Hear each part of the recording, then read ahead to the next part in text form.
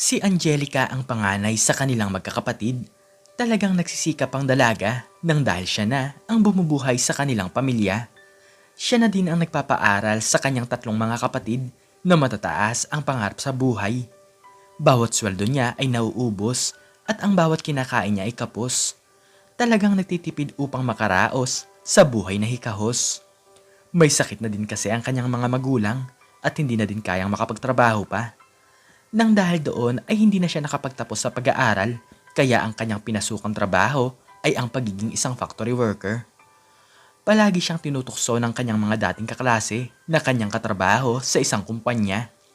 Noong nag-aaral pa kasi sila, ay palaging si Angelica ang nangunguna, ngunit ngayong hindi nakapagtapos ay siya ang itinuturing nilang mababa. Sabi ko na nga ba, wala sa talino yan, Angelica. Matalino ka nga, pero hindi ka naman nakapagtapos sa pag-aaral, kaya wala nang patutunguhan ng buhay mo. Sa liit ng sinasweldo mong pera, ay pang sarili mo lang yan at walang matitira. Pangmamaliit ni Samantha, na dati niyang kaklase, na ngayon ay isa ng manager doon. Pinagtatawanan palagi nito ang dalaga nang dahil sa naging sitwasyon nito sa buhay. Matagal na talagang inggit ito sa kanya, simula noong nag-aaral pa sila, dahil hindi nito magawang malampasan si Angelica. Kung ako sa'yo, maghahanap ako ng mas magandang trabaho.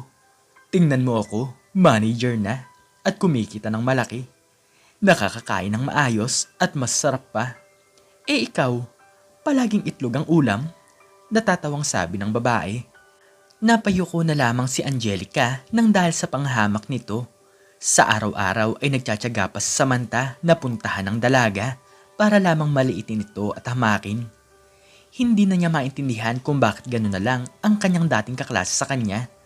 Siguro nga ay nang dahil sa inggit noong nag-aaral pa sila. Tinitiis ng dalaga ang lahat ng panglalait nito. Ang iniisip na lamang niya ay ang makaraos sa pangaraw-araw ang kanyang pamilya. Kung magpapa-apekto kasi siya sa sasabihin ng ibang tao, ay baka tamarin lang siya at mapanghinaan ng kalooban. Kaya ko to. Para sa pamilya ko ay titiisin ko ang lahat ng hirap. Tulungan niyo po ako, Panginoon, at naway ibigay niyo sa aking pamilya kung anong makakabuti, sabi ni Angelica sa kanyang sarili. Lumipas ang isang linggo ay swelduhan na nila. Nakita niya ang manager na si Samantha at kumakain kasama ang kanyang mga kapwa manager sa kantina at masasarap ang kinakain ng mga ito.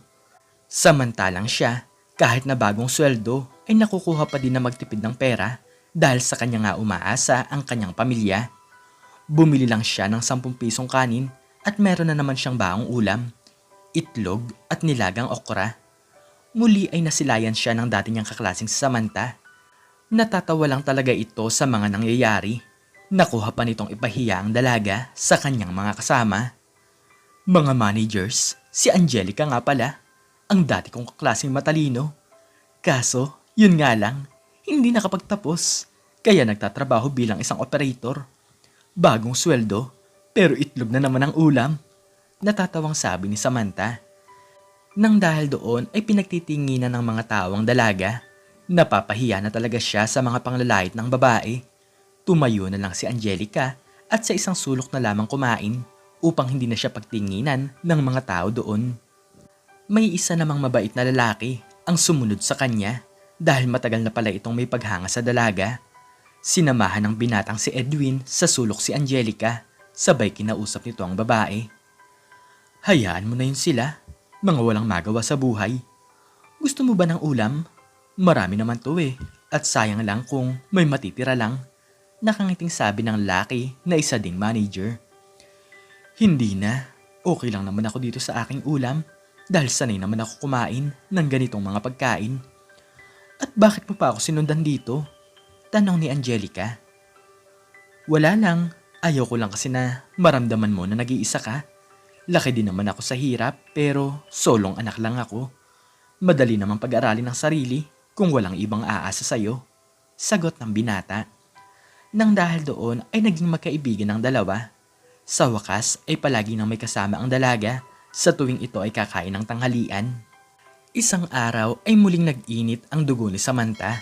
Meron pala itong paghanga sa binata, ngunit bakit palaging si Angelica ang kasama nito? Edwin, bakit mo lagi siyang kasama? May relasyon ba kayo? Tanong ng babae. Wala naman. Sinasamahan ko lang siya at magkaibigan lang naman kami. Palagi kasi siyang nagsosulong kumain, kaya sinamahan ko na lang. May masama ba dun? Tanong nito. Napasimangot naman ng babae at muling nilait si Angelica.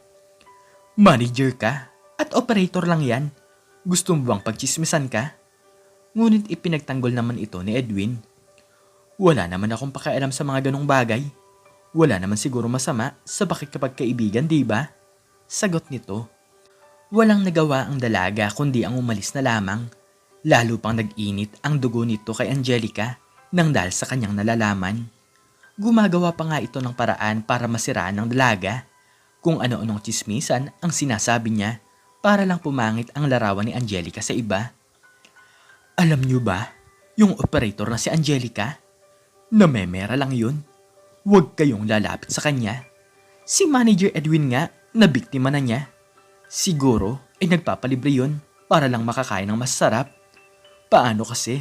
Puro itlog ang ulam. Paninira ni Angelica. Nagpatuloy siya sa paninira sa dalaga. Gusto nito na mapatalsik ito sa trabaho nang sa ganon ay siya naman ang mapansin ni Edwin na anak ng isang CEO.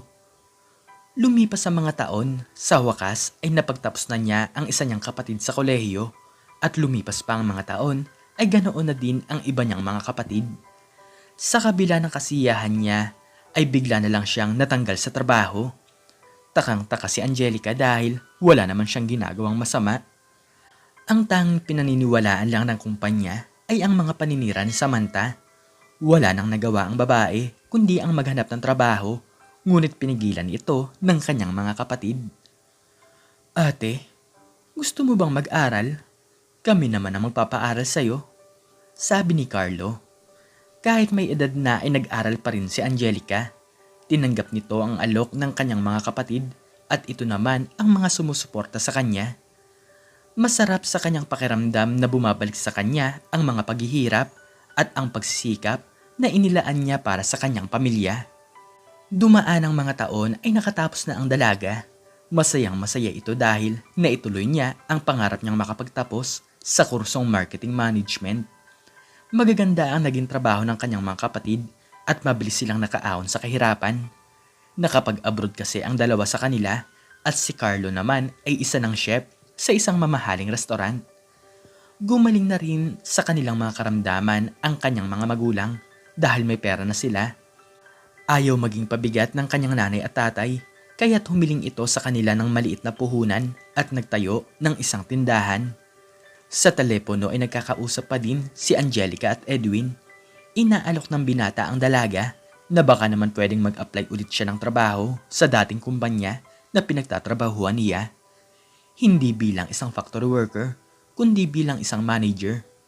Tutal, tapos na din naman siya sa pag-aaral at mayroon ng mahabang experience sa pagtatrabaho. Inirekomenda ito ni Edwin sa kanyang ama at nang dahil doon ay madali itong nakapasok sa trabaho bilang isang manager. Ano? At paano ka muling nakapasok dito? Magpa-factory worker ka na naman ba? At itlog ba lagi ang ulam mo? Natatawang sabi ni Samantha. Ngunit nang malaman nito na isa na ding manager si Angelica ay nanlambot ang mga paa nito. Isa pa sa ikinadurog ng puso ng mayabang babae ay ikakasal na pala ito kay Edwin. Matagal na palang magkasintahan ng dalawa, ngunit sa mga panahong hindi niya alam ang bagay na yon ay patuloy pala siyang umaas sa wala. Samantha, alam mo ba, mayaman na yan si Angelica. Nakapagpatayo na nga yan ng malaking bahay at may swimming pool pa.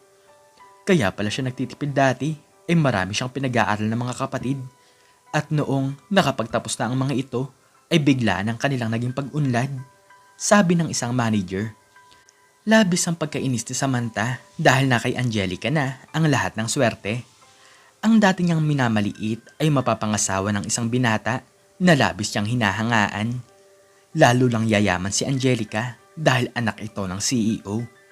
Simula noon ay hindi na lang makatingin ng babae kay Angelica dahil halos lahat ng tao doon ay iginagalang na ang dating operator na dati niyang pinagtatawanan. Ikaw, anong natutunan mo sa maikling istoryang ito?